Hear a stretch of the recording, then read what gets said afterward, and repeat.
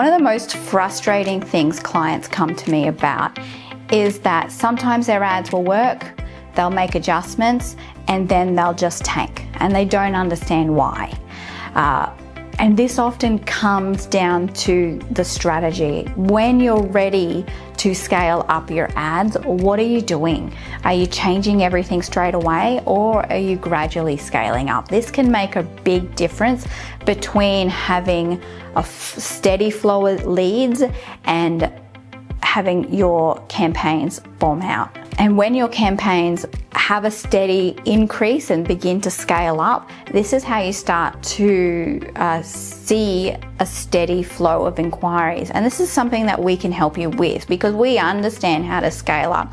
We understand how to connect with your ideal clients and connect through messaging and branding and your visuals.